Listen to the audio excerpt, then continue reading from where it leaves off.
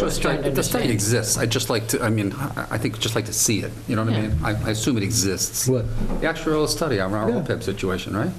I just give you, What I was suggesting is that using the same data, not updating any of the data, but using their last actuarial study, have them plug in a $400,000 payment And see the leverage. on top of the other scheduled payments and just push, extend, and you'll see the number. It's easy. It's Okay.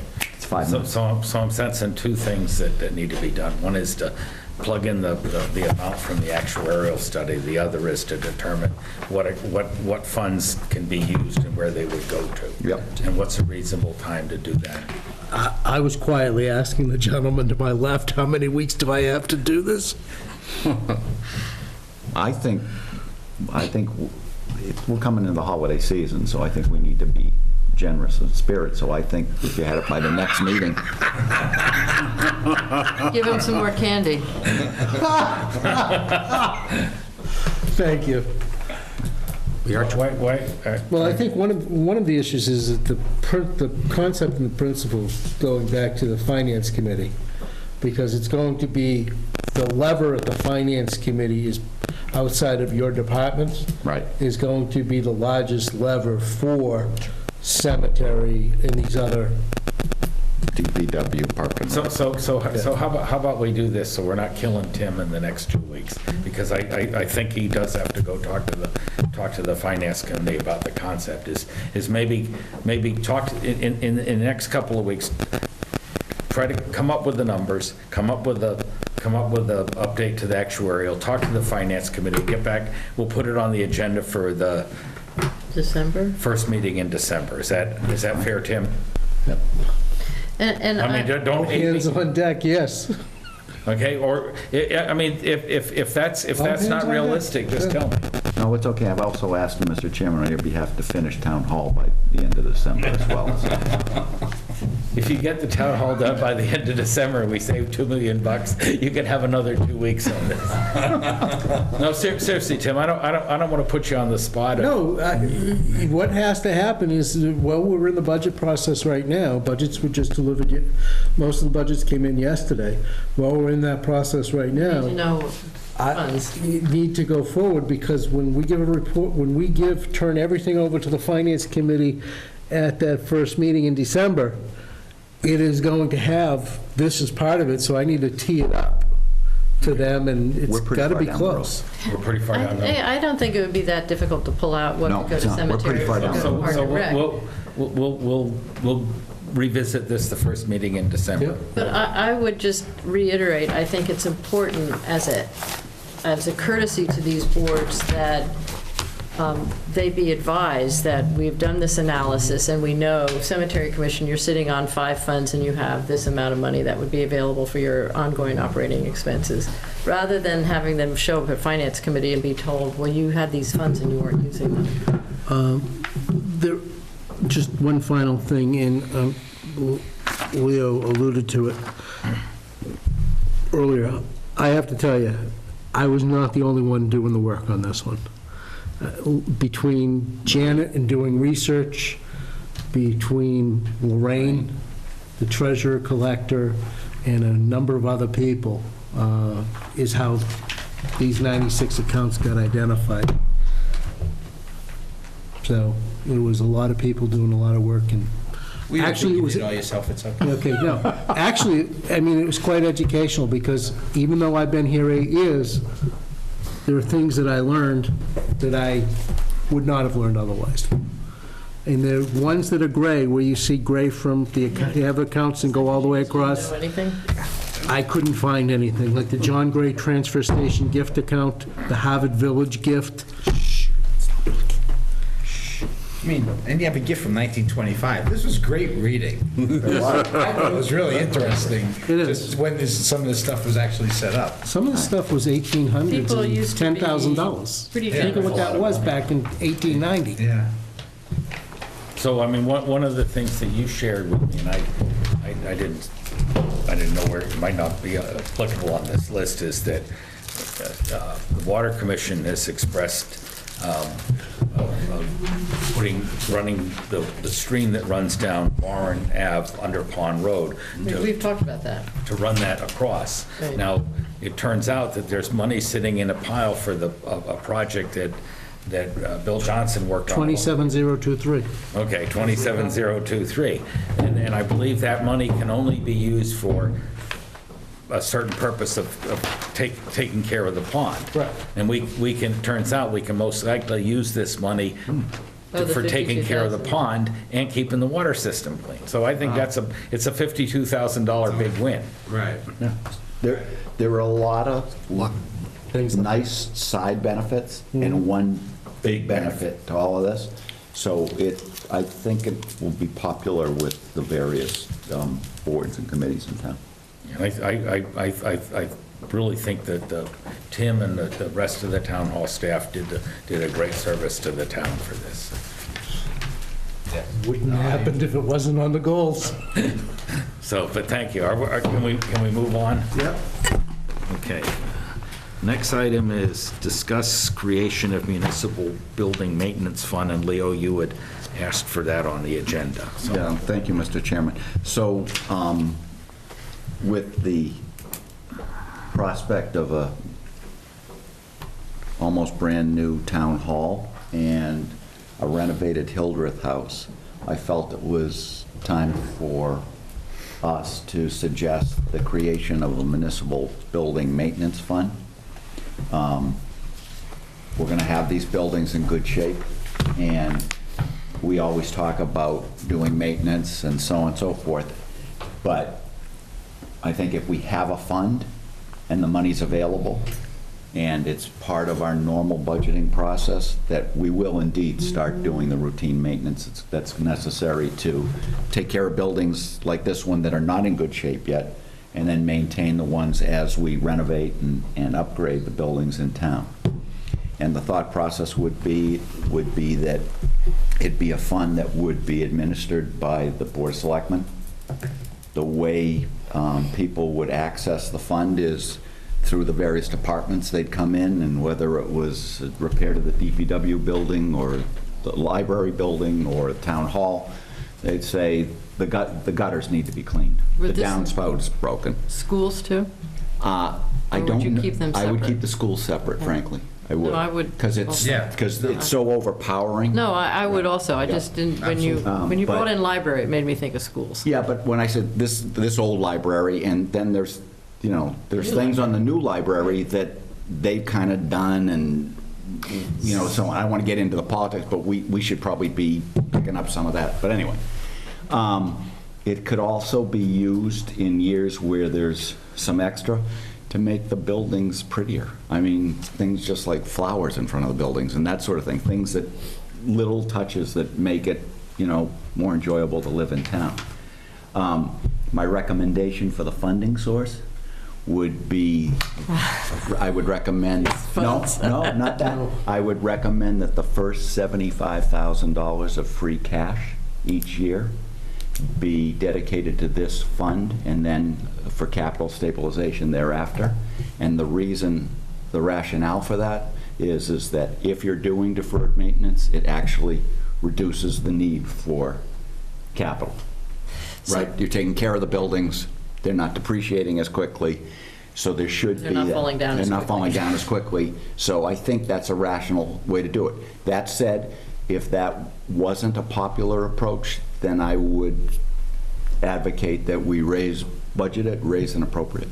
So I had, and I think when I saw your email going out asking for this to be on the agenda, I sent an email to Tim saying, and I haven't gone through last year's omnibus budget to look at all the various accounts to see where do we plug in building maintenance. So I don't know what our current, how much money we set aside already in the budget. So that's one question. And then depending on that, I didn't know whether really the 75 a year was sufficient, and that maybe what we need is more initially, and then we revisit it in, 3 years or something like that, when, maybe when we've gotten through these renovations, So we really have a better idea of ongoing maintenance costs and when we should be thinking about roofs or whatever. I had the same thought process. The place I came to was if we created the fund and left all the other budgets pretty much as they had been. So whatever repair and maintenance component to those budgets, Public buildings and stuff. yeah, stayed in there, then this first year, the 75 would be extra maintenance money for things that have been deferred for a long time. And then over another couple of years, we would get a really good sense of what the right Well, level see, is. and I don't know how much we go through. I think it's Or how much we allocate, and that would be helpful for me to understand, is the 75 a reasonable amount or not? That's all. I would bet the 75 is close to what we spend on all buildings, And I- non-school buildings, for repairs and maintenance. I mean, we're spending that already? I think we're Yes, spending yeah. less than that, maybe about that. But Yeah, then see, you- that's what it would be helpful to know. I think it's I think it's a good idea. I think it's a needed fund. It's interesting to think about taking it first from free cash. But I think I just understand We should do the some due relativity. diligence on that. yeah. Ken. Yeah, well, 2 points. One, to follow up on Lucy's point, I had a conversation on Friday with a guy who maintains the library. He spends half his time each week maintaining the library and taking care of if a slate breaks on the roof, or if whatever, a light bulb goes out, or worse things happening. And so some of these buildings do get a lot more love and attention than others. I got to believe if he's spending half his time doing it over the course of the year, I'm sure they're already spending quite a bit. I doubt we've spent that much on this building or the town hall. Hildreth House seems to have a cadre of people around it who are always doing things up there. So I think it varies a lot by building. That's an observation. My question is, I like the idea of, creating a fund, because I think we need to do more than we've been doing on maintenance. And I think the buildings would last better over time if we were to do that. I happened to hear at the construction committee, they said, oh, we're going to have to repaint this building 7 years from now, and that kind of thing. So we'd be more on top of that kind of stuff. But I guess my question is, who's the human being who would be, who is the person? It reports the, okay, you have an answer. Tim and I have talked about this a little bit. Yeah.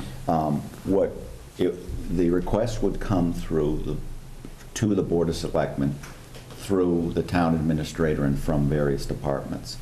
We would contract with a local carpenter, painter, plumber, so on and so forth, for a certain amount of hours each year. Yeah. And that would be the person that Tim would then call to go over and take care of this. So there's a roofing problem, we would have a contract with a roofer to deal with that. No, I get that. That's the person who actually gets up on the roof and does it. Who's the traffic cop?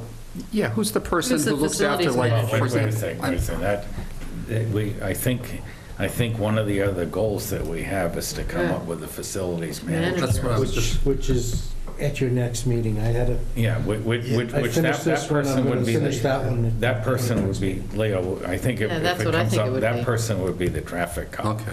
And I think Tim had an excellent plan to address that. So I'm not up to speed on that, except to say I will say that's, and maybe I'm wrong, but I think that's an incremental increase in expense, cost, head count. Yes? It's an employee? No. Could be a Oh, okay. firm. That's fine. No, let's- Then I'm not going to worry about it, except to say somebody would be directing traffic. Yeah, yes. you can't throw it on Tim's desk. And if you want your report in 2 weeks on the other thing, you don't throw it on Tim's. Go ahead, Right. Tim wanted to say something. Well, no, Leo's correct in the concept as far as contracting out, and basically it's time and materials. They put out, local people would bid on it. We would contract with them, and then any work that needed to be done would be done through them. The other piece that I've been working on, when I first talked to Leo, we do the contracting through the procurement officer, and then as far as how, since Leo and I talked, there has been another iteration that I've been looking at, considering that is it going to have to get to my desk or not? And whether or not it increases headcount. And I believe we've come up with an idea that is not finalized right now, but should be for your next, hopefully for your next meeting, whereby it doesn't add a headcount, but also repurposes an individual that we currently have to be able to be that person. Okay. We'll wait to see. Okay. So I guess we all want to come to our next meeting. Yes, Please do. that is the 17th of this month. You have more on this layout? No, that's it, thank you. Okay, the next item is to recognize the resignation from the Elm Commission of Dennis Collins. Janet received a resignation letter. I move we accept the resignation of Dennis Collins from the Elm Commission and send him a letter thanking him for his service. Your second? Second. All those in favor? Aye. It's unanimous. Okay, next action discussion item is Selectmen appointments to the Municipal Affordable Housing Trust Fund. Yeah. So, as you know, I feel pretty strongly and have been trying to persuade my colleagues on the board that I think the Board of Selectmen can and should take an increased role in the Municipal Affordable Housing Trust. The success in the past of the trust has been almost exclusively in a role where financing was provided to people who had undertaken other projects on their own. In other words, public sector funding going into the private sector to encourage increased affordable housing. In that respect, a lot of what the trust does is manages a fund and deals with the negotiation of those types of relationships. The most recent one was the Devon's Village Green thing, but there have been others in the past. I also think that we're approaching a point where in the not too distant future, it's conceivable that we will achieve our goal of 10%. That certainly might be a big contributor to that could be the development of some sort of affordable housing as part of the Hildreth project. So, and I feel pretty strongly that the Hildreth project could be a transformative project for the town. I think it could address the legitimate needs of many of our seniors. And when I first started talking about this, I didn't really consider myself one, but these days I'm starting to feel like one. And it could also help subsidize the second phase of the Hildreth project in a serious way. So I think it's appropriate and necessary at this particular moment in time for the board to become engaged in this process. And I think we should, there's currently two vacancies, and I think we should appoint 2 members of the board to fill those vacancies. I find myself agreeing with most of what Leo said. So I would just like to say that because there only 2 vacancies, I'm offering not to be involved and just to be board select and not be a member of both boards, because I do think it's important to have non-selectmen on that board too, and I don't want to pressure anyone. I think I'd like them to stay, more importantly, but so that's why I didn't put my application in for this. You're so generous. Yeah, I went to their website and looked just to confirm dates of current trustees, and also the date for the 2 vacancies, how long it was for. So whoever gets appointed, it's for a year and a half. It's into June of 2017. And there are only 2 people that would be turning over at the end of this year, one being Leo, the other being Evelyn Newberger. Hers is a 2016 Yeah, I Oh, think and both Greg. Bru- I I'm think- sorry, and Greg. Yeah, Schmidt. and I think Bruce and Manny Lindo both come up. Into 2017. We, currently, Excuse me. unless you've done something, we come off at Excuse me, Bruce. But they both come off at the end of December, unless we, So the Reappoint website them. is incorrect? yes. And Barbara and David are no longer, Right, they're the they're vacancies. the vacancies. So we need to also consider extending those. Well, we're just filling the vacancies right now. Right. So I would move that we appoint Ron Ritchie to fill one of the vacancies on the Municipal Affordable Housing Trust. I'll second that. I'll not unvolunteer. What? I'll not unvolunteer. You unvolunteer? No, no, I'm not. I said I'm not volunteering. unvolunteering. Any discussion? All those in favor? Okay. Opposed? Did you vote, Lucy? Yes, I said aye, sorry. And I nominate Ken Swanton to be appointed to the Municipal Affordable Housing Trust. I'll second that. I want to nominate Lucy. I think having someone that's been on before would be sort of a good balance to everything also. No offense to Ken. But that's the only reason I would like to see Lucy on again, because you've been on before, right? Yeah, Ron was on before too, but I Right. was one of the founding trustees. And I'm also the liaison to the COA Right. and have been involved with the Hildreth House. I mean, my interest is basically that, throughout my decades in town government, I like getting involved in tricky problems and trying to get practical consensus kind of solutions around them. I don't know if it's possible with housing, but I'd like to try, if not now, at the next opening. But I find it intriguing, and I kind of agree with the thought that it might be better, rather than do it the way it's been done in the past, try to do it a different way with the selectmen much more involved, because it's such a politically charged issue when you come right down to it. Well, yeah, there's been one iteration of housing at the Hildreth House already, working with the consultant, trying to do the economic feasibility and the number of units and talking to seniors about what they would want. And I was involved with that, and it actually didn't go forward because of the timing with Bowers Brook, and Bowers Brook asked for $200,000 from the Housing Trust to show good faith by the town in going to DHCD for approval. So the funds went there. I think that the site up there is probably less problematic than some of the other sites because it's fairly well protected in terms of abutters.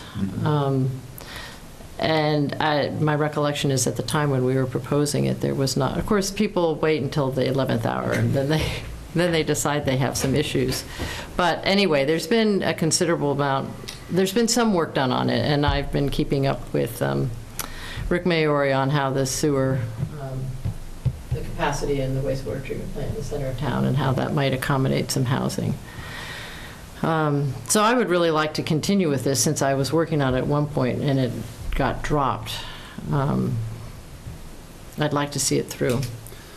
Leo? So whenever I don't know how this plays out on TV, but it's always a little odd. dicey. It's always odd when we're doing these things, because it always, all of a sudden, it feels different to everybody. So I think it's important that Lucy be on the trust. I do. And I think it's important that all three of the members, I respect Stu choosing not to want to serve, and I get that, but I think it's important that all three of you be on it. So I see this as a timing issue, because I do think that the next time there's a vacancy, whoever isn't appointed tonight should be. I feel strongly enough about that, so to say that if you want to take me off and put Ken and Lucy on, I'll wait for the next appointment. Guys, That's how important I think it I think it's is. very important you stay on this, because you're kind of guiding this through to this new zone here. I mean, I too was very close to the Hildreth House thing, as you all know, last year as far as the Phase 1 project, and I too have worked with Rick and Rory and stuff on what you can do up there. But I don't think it's necessary to actually be on a committee to go to meetings and participate. So, I mean, I'd be happy to have you join it now, and I'll wait for the next vacancy. I mean, I was a big proponent of having a lot of selectmen on this thing. I find it interesting that we're all violently agreeing now with that it be a good thing. So, anyway. So you're, I'll wait for the next one, but I would, if something gets going on Hildreth House, I'd like to respectfully at least come to the meeting. so basically, we would, I'm hearing, is there a consensus that we would put Lucy on now, and the next vacancy, we would put Ken on? And I'd be happy with that. That's fine by me. okay. So I nominate Lucy then? Well, wait a second, we have a motion and a second, so would you? I withdraw my motion. I've changed my mind about Ken Swan. And I'll nominate Lucy. Is there a second? Second. Okay. All those in favor of Lucy? Aye. What should, do you want to, we have these two other ones that I guess I must have been in California when you did this, or Washington DC when you did this extension to December. Do we need to address these now, or do you want to wait till December? I'd like to wait. Okay. And then I think it would be helpful, if possible, at our next meeting to have an update on where things are with the trust. You have a meeting next Monday. Next Monday, so we have to get sworn in. Well, I just think for the board, one of your concerns was that the public didn't know what was happening. So if there's a way to do it publicly. Just an administrative thing. To be a voting member of the board, we not only have to get sworn in, and we have, there's, Tim, help me with this, there's another procedural thing that we have to do. Yes, the trustees, Yes, we have to to file. record. Go ahead. So We have is to that- record a detail of who the trustees are, file it with the court. So Lucy and I could go to the meeting on Monday, November 16th. There's a chance that we're technically not members. No, you'll be members. You'll be members, it's just we haven't notified the court. And it's Just a- Monday the 9th. No, it's the 16th. I said next Monday, but you're wrong. It's the 16th. You lied. I lied. So, At 7? It's at 7:30 at the Congregational Church. And if you need directions, I can get them. It's at the haunted house. Monday, November 16th, 7:30 7:30. PM, Congo. Okay, okay. Moving right along, it's half an hour behind schedule. Review of goals. And everybody was given a copy of the goals with some of them highlighted. And the ones that were highlighted were ones that we'll do in October and November. So we can, let's go through the ones that are bolded, not highlighted, bolded. So the first one, I believe, Ken, if you can talk to that goal of organize appropriate outreach and provide recommendations of best use by second meeting. I believe that is done. Yes, I think we put a line through that one. Can we draw lines through it? I think we can. Okay? I put a big check mark. Big check. Okay. Then item 2 is a couple items that are provide an assessment of IT support needs and provide recommendations for hardware, software requirements, and I'll let I Tim think talk. your town administrator's failing miserably. Let's put a question mark instead of a check mark on that. Should we That give will be him a done for little your more next time? meeting as well. This is November? Your 17th meeting. Yes. You think so? Yeah, I know so. Okay, so we'll review this on November. I've got all the pieces, I just have to pull it all together for you. Okay. Okay. Okay, review November 17th, okay. Going down, review of municipal grants, et cetera, provide update at first BOS meeting in November, which has been done. Yeah, you notice this one has only like one line, and it doesn't even go, it's not two lines, it's just one line. And these ones, the ones prior are multiple lines. Are you complaining Yes, about your because the assignments? person who recommended this as a goal was concise in Yeah, his okay. description. So how about we'll just leave this without aligning it out for discussion, and we're going to get it. The check mark. No, no, Checkmark no. is done. No, it's not. We have a follow-on action on it. It's Hold not- on. The goal is The update is accomplished. done. Goal is the- It's updated. The update is We're done. done. Okay. So now you've Okay, we given have me a another, fire. you've given me, I'm you whining. I'm you've whining. given me another action item to do, Okay, all right. which I need to have Okay, done and I'll back give to you by Tim, I'll December. give you the line. I don't want to set a precedent that you get follow-on work when you think you've finished your goal. It's the first time I've done my homework in a long time. Okay, item number 4, I believe we're going to talk about at our next meeting. You have November 17th? November 17th. That's- Now, this says recommendation by October 1st, Mr. Chairman. Yes, it does. And whose goal was this? This is mine again. I told you, it's the town administrator. It says town administrator. Miserably. Probably Tim and Ron. I assume we wouldn't follow up. So I am falling down on the, I'm falling asleep. So this is November 17th. Okay. You cracked the whip out of it, he does. Okay, moving right along, down to item number 6. Implement at least one air road traffic calming measure, Ron and Stu. I can speak to it, or Stu can speak to the status. It won't be, we've done Well, work. it's November. It won't be done, no matter what, it can't be done this year. Yeah, and I failed, Stu and I failed on the goal. Stu can blame it on me. We'll fight over it. The way it stands now is the board agreed to use Chapter 90 funds to fund an engineering study to see what the effect is on a couple possible traffic mitigations measures on Air Road. In order to use the funding source, we need an approval from DOT. A letter went out to DOT about a week or two ago, something like that. I talked to Kara Menard today, chairman of the planning board. She asked me about it. She is going to have the town planner follow up with the DPW director to see if he's got any feedback on it. Once that part is done, we'll have the engineering study done, and we'll know what the scale of the if it's worth doing and an idea of what it costs. cost. So Is this going to miss this year's budget cycle? there's no way we can make the budget cycle. Okay. So go ahead, bust on me, buddy. So it says, implement at least one air road traffic calming measure. A, meet with appropriate parties and provide recommendation for traffic calming by second meeting in October. We're delinquent on that. You are? Yes. So that's another biggie. So,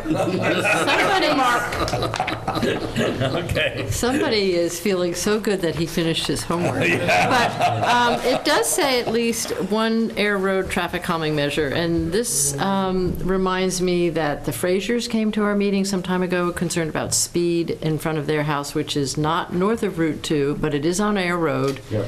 And we discussed having the police chief look into lowering the speed limit a greater distance outside of the center of town. That would be a traffic calming measure of sorts. Can we, Well. Can you ask- Let's, do you want to talk to this, Tim, or you want me to explain what you told me today? I can explain it. okay, why can't we do it? Well, you can't just arbitrarily change the speed on a road without doing a speed study. And the speed study comes back and it's the 70th or 80th percentile of the traffic that's traveling. 75th percentile, sorry, of the traffic speed that's going down the road becomes the speed limit. Well, okay. The issue is, the chief is doing the speed study. He is also looking at orange speed sign underneath the sign that says blind driveway on the post that the DPW put up at 30 miles an hour as to whether or not that would work.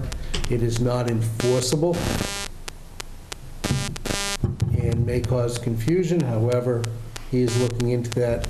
It's all coming to a head at your next meeting. Okay. So I just have one question. I have a recollection from some years past, getting a driver's license. They posted are dependent on density. And I think given the density there, I find it hard to believe that where you're going downhill, 75% of everybody cruising becomes your speed limit, It is, overriding the density of driveways there. density doesn't meet the metric required for, what is it, heavy, thickly settled or whatever, the term that they use. It does not meet the, we has looked at that, it does not meet the metric. I have one more recollection of something happening in this town. Everybody recollect? It was done where you can post a speed limit, you can enforce it for 30 days, but after 30 days, it does become law. And it was a board of selectmen vote to post that speed limit sign. I was not on the board.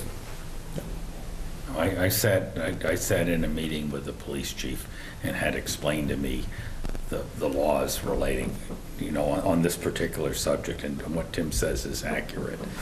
So I think the next formal step that we can do is have the police department do the speed survey. Okay, now there might, I've talked to the planning board chair this afternoon about it, and she's rightfully concerned about it because it is an issue for the resident. Maybe there's some other creative things we can do, like spikes in the road or something like that. Not exactly. Yeah. I mean, I think I don't know how many of you come out Mill Road to get onto Air Road, turning left. Because people are going so fast, they come up, the sight line is very short. And I've often gotten into that intersection and somebody is right on my tail because they come whipping over that hilltop. There's no question, it's no question that people travel quickly, especially heading Out of town. northbound on that road. There's no question about that. Right. So anyway, that just this traffic calming reminded me of that.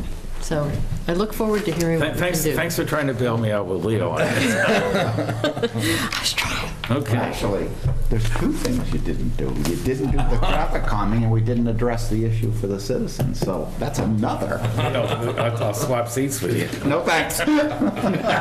No. Okay, all righty. Next item, selectmen reports, and we'll start with Leo. Lucy? He already finished his homework. I did, there were a couple things I wanted to, where did I jot them all down? I jotted down some thoughts. Well, one thing would be following up on some of our earlier discussions. Just wanted to announce that the Master Plan Steering Committee is going to be holding a presentation on the financial and economic impacts of Devens on Thursday, November 12th at Volunteers Hall at 7 o'clock. They'll also be discussing some of the other impacts of Devens on other elements of the master plan, but the primary focus is on the financial impacts. So I hope everybody will be able to attend that. And when I read the Air Road thing, that was my other thing, and so I'm fine. That's it. Okay, can I just say one thing on the, maybe if you talk to the Master Plan Steering Committee, the corporate knowledge that DIAT has as far as, spreadsheets and models and stuff like that, maybe that could be kept by the committee. Yeah, I think Victor has actually made it available to the consultants. Do it. But good, thank you. Okay, so I had the pleasure of going to an event at Devens 10 days ago. It was honoring World War II veterans, and it was in the Hall of Flags in Devens, and the governor, it was a great ceremony. Where's the Hall of Flags there? On Queen Street? It's in the actual Reserve Enclave? Yeah. Oh, okay. And so basically, the governor declared November World War II Veterans Month. And I thought maybe we could, I meant to get it on the agenda for this meeting, but at our next meeting, if we could maybe have a proclamation like that too. I thought there were very few of those guys left, and the ones that were there looked great, so they were doing a good job. So that was, I thought we should recognize them too. Our veterans agent was also at that ceremony. Did you recognize any of our veterans, or? I don't know any of those guys in. Mr. Dunlop? I don't know if he would have gotten there. I talked, I didn't mean to take, No, so that was that, and I plan on the next meeting, the Mass 28th wants to come back to Harvard, and the Harvard teachers are working to bring the Civil War reenactors back next June. Police chief, fire chief, and park and rec have all signed off on it. I'll bring it, I'll have the formal presentation for 2 weeks. Yes, something else in the comment, Ken, but I think it was fun 2 years ago. It was fun, it's just that it did impact some butters more than others. Yeah. Could we combine it with longboard?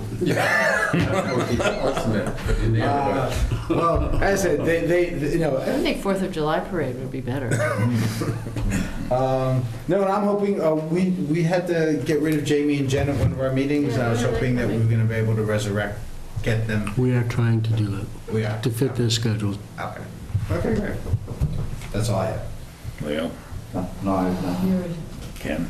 Yeah, just one thing, which is, last meeting, we spent a lot of time with the cultural collaborative. They came in, and then we got them a bunch of questions that I see Julie put in the package, so they've had those, and I think Ron put in his, that we'd like your answers in writing by the time the packet goes out next week, or next meeting, on the 11th. He's asked for them back, the answers Put back it in my writing. email to Jim. Oh, okay.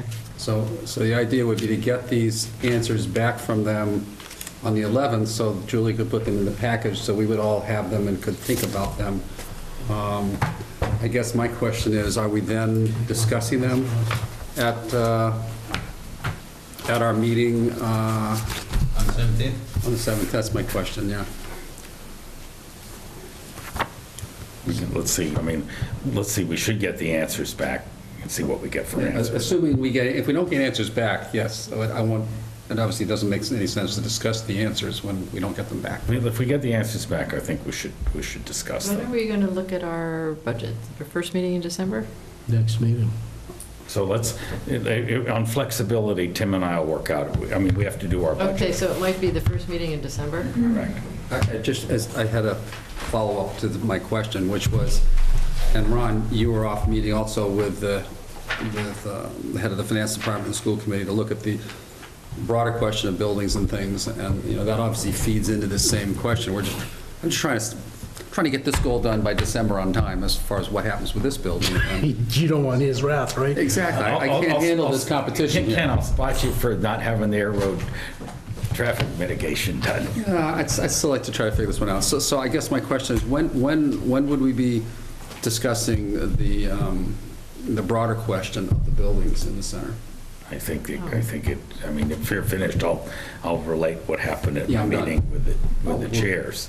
Great. Okay, that we had a meeting with chairman of the school committee, chairman of the finance committee, chairman of the capital committee, and myself. And the main item of consensus is that we have to look at the impact on our long-term excluded debt first of three possible projects. One is a for sure, and that's the K-wing, which it's a number, it's a big number, and it could be more than just the K-wing, because we don't know. We won't know till January, but there's a range of possible numbers of the cost of the town. It turns out that the school building authority, or whatever they call themselves, looks at not only not only looks at the K-wing, it looks at the entire district. So there could be issues with the Hildreth Elementary School that they would include. I don't know, but the K-wing is on the horizon, and it's. And it's also not assured the state would give the funding for it, is that correct? I think what we don't know if we'll get the funding. We do not know at this time, but I think they will have some indication in December. Right, oh, I realize that, but I think that. And the most pessimistic person I know in town government thinks there's a very good chance we're gonna get it.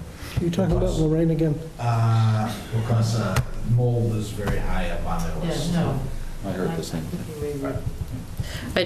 Anyway, So we need to look at that, we need to look at anything that doing with the Bromfield House and anything we have to do with this building, as far as accessibility and code requirements for both this building and the Bromfield House.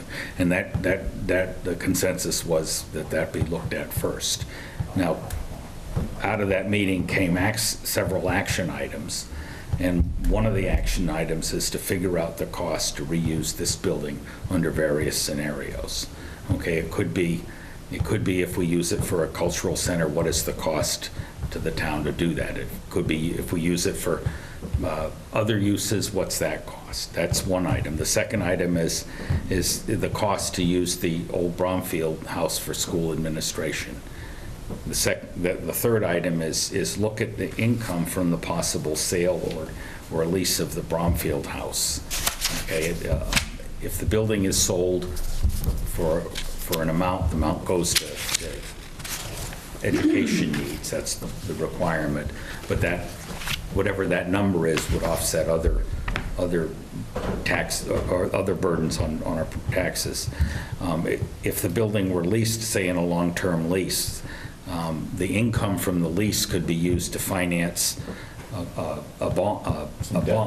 some debt, which could be used for something the schools need, but it has to be It has to be education related. education related. Brownfield related, actually. Yes. Okay. It's specific to Brownfield. Okay, and then the request, one of the other requests that out of the meeting of an action item is to determine the lease income for this building on a 99-year lease, or what the market rate would be for leasing. So these are information that the group felt that we all need to get to make an informed decision on where we go forward. Yes. So on when we get ready to talk in depth, again, we've seen the answers to the questions and so on and so forth. The two pieces of information that are going to be the big drivers for me are going to be, one, what is the likelihood and amount of required ADA compliance for this building? And then the second one is, what is the fair market rent for this building? So it's determining the fair market rent's pretty easy. The town administrator in his spare time could contact a couple of commercial brokers and probably get an estimate of that. Yeah. I think you guys need to meet with the Architectural Access Review Board or whatever, and we really need to understand, because I think the common denominator here is that the town of Harvard ends up as the owner of this building under almost any scenario. So does the ownership of this building as a municipal building, is that the trigger? Or is it the use that's the trigger, or is it a combination of both? We don't know. I know. So, but until that's known, it'd be very difficult to do a serious evaluation. But the two things, I think, is, one is going to the Architectural Access Board. I think Lucy and I are going to the Architectural Access Board. I'm not sure when Tim is going to set that up. I'm in the process of that, trying to get dates out of him. Okay. It's their administrative person. The second item is I started a list of questions which I gave to Tim of things, of cost drivers, of what if we do this, what do we have to do? If you want, if Tim seemed to think it looked okay. Yeah, it did. I just read it tonight. So why don't we I'll share it with everybody else, and including the people on the other capital and school and stuff. Cost drivers for what? Like, let's say, what do we have to do? What triggers what?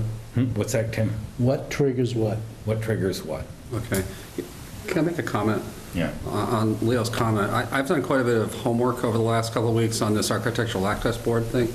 I've talked to several people in town who have been in front of the Architectural Access Board on multiple occasions, and they've all said one common thing, which is don't go in with a blank piece of paper and say, what do we need to do? Go in with, if you got two possible uses, go in and say, here's a piece of paper that describes what we want to do to repurpose the building for the schools. or another piece of paper that says, here, we have an art center that wants to move in, and here's their architectural access plan by year, what they're going to do. How does that look? And if you go in with a blank sheet of paper, you wind up with an answer you're probably not looking for. And it's much better, and this is, I'm just telling you, this is from people who have been there multiple times, and they say it's so much better to go in with a plan and say, we're trying to do the right thing here, and here is our plan to address it under this use. And I strongly suggest, based on everything I've heard and the homework I've done, don't go in there unless you have a plan that you're going to put in front of them. Anyway. I wholeheartedly agree with Ken. I've talked a few people who have gone in front of that board and said, if you have a plan, they're much more lenient about things, even if it's a 3-year plan. But if you have a plan, we're going to do this as a stopgap measure, we're going to have the temporary ramp or whatever, but yes, have a plan. Don't go in there with a blank, with no plan. Don't go and ask their opinion. Go and say, hey, we're going to do this, we're working towards Exactly. this, and they like that and they're much more receptive to that. Tim, what are you smiling about? We're going in with a plan, Okay. Yeah, multiple plans. multiple plans. So the two of us that are going with Tim, we really need to Sit really down, need to have yeah. a couple beers together and come up with a plan on a piece of paper. Well, that's why I asked, No, and I one of my think- questions for the cultural group was, No, and if I you think wanna I've go- asked them if you the want to same go into the thing. building, what is your plan? Detail it by year and get ready for someone to show it to the access board. I mean, that's basically why I asked them that question. So I'm hoping that by the 11th, we have their plan. But if the town's going to retain the building and have it be used for schools or whatever, I think the town needs to go in with a plan for the town's use. It's I okay to think go in with two. Can I address that, Mr. Chairman? I think in either situation, it is our building, and I think that goes back to what Leo said Yeah. just a few minutes ago. No Missing the matter nuance of what I what was scenario it is, it's our building. And so the plans both have, here are our plans, and they're going to give us feedback on those plans. And they're going to say, no, it's too long, you should be doing this sooner rather than later. Instead of looking at this, look at this. But there is going to be two plans. It's not their plan or our plan, it is our plan. The town's plan. Town's I plan think- on either yeah. scenario. I think what Ken was suggesting, since we've heard from the Cultural Collaborative, and they put in their business plan at some point dealing with the exterior handicapped accessibility, that And it they would also be have a better to first floor have it, bathroom and all the rest of it. yeah, to have it tied to something more specific. I agree with Tim, that when we go in there, it has to say, this is the town of Harvard's building, this is the town of Harvard's plan. Right. I'm just saying that if you're setting up the building for two very different uses, the plan and the rollout of that plan might be quite different. So I don't think you can go into one plan that fits both. But I mean, the questions that I'll share with everybody is, I think I asked the question under different scenarios, what would be required? And the questions were directed to the town council and to the building inspector. Oh, okay. Okay? Well, that'd be helpful to see. Through Tim. And maybe Tim, I'll chair them, but everybody can also Oh, if you have, add to add to them. the Chime list, in? give it to me, yeah, chime in. Again, I don't pretend to be an expert on this, but under any scenario that I've heard suggested, this would be a public building owned by the town of Harvard and used for various purposes. The fact that it's a public building is, in my opinion, is the trigger, not the ultimate use thereafter. Yeah. And I think it's important that when the questions are asked, that that's made very, very clear. Because I think people ask questions about, if I wanted to open a restaurant in an old building, does it need to be? Well, you, as a sole proprietor, yeah, you can probably put a $10,000 lift on the outside of the building. I don't believe for a second that's going to be the case here, but we'll find out.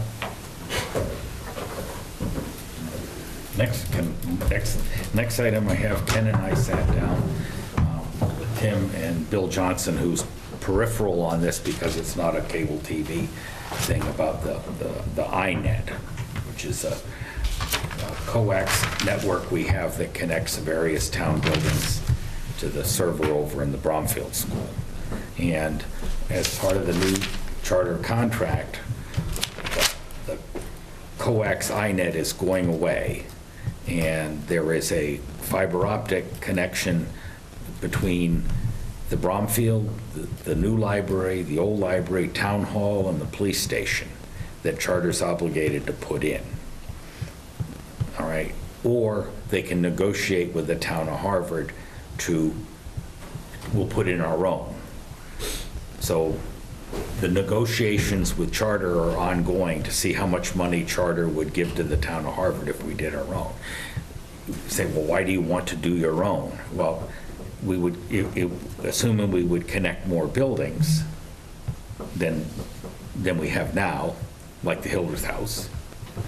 But the other thing is, instead of the deal with Charter is that the fiber optic cable that's put in is only for cable or HCTV, and it excludes our internet connection. Oh, So right now, we're living on borrowed time with Charter because we piggybacked our internet connection on the wire, which is going away. So what we'd be looking at is if we owned it, then we could cover everything. we could cover everything. There's obviously, like everything else, there are pluses and minuses.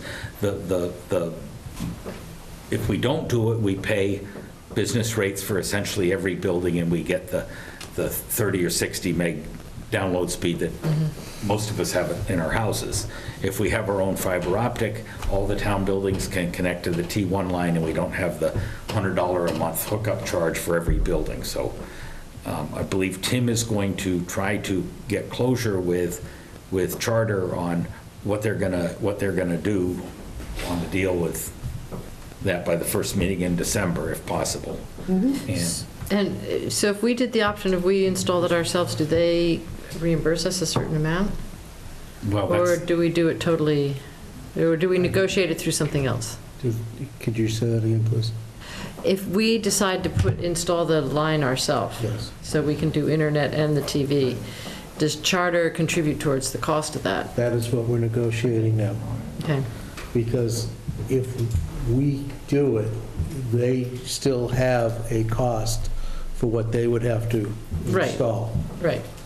So So they're obligated to They're obligated. one way or the other. I just wanted to make under sure. one scenario, they say, oh, yeah, we'll do that, no Yeah, problem. no, I get that. And then the other scenario said, oh, we'll give you X. Yeah, I get it. And we're looking for X plus X Y. times 2. Yeah. So- Okay. Yes, Leo. Just a quick question. We still have servers? Yes. Yeah. Yes. The cable committee is trying to get this A resolved. lot of so- people don't anymore, But have their own servers. Just saying, from a time frame point of view, they're trying to get this resolved, so they go to the town hall, they're coming off the fiber rather than off the old stuff. But regardless, the cable will be on fiber, period. Yeah. So, Yeah. and regardless, the cable signal that goes from wherever it originates will be switched over to digital. Right, so it'll be a lot Which better. hopefully that will somewhat improve. But I mean, the purpose of the meeting was more to discuss the town's network connectivity. So we should stay tuned on that. Anybody have anything else? Nope. Okay, executive session. I move that the board enter into executive session as authorized by Chapter 30A, Section 21.3, to discuss strategy with respect to collective bargaining or litigation if an open meeting may have a detrimental effect on the bargaining or litigating position of the public body, and the chair so declares. Following the executive session, the board will reconvene into open session only to adjourn. Wallace, aye. Where I.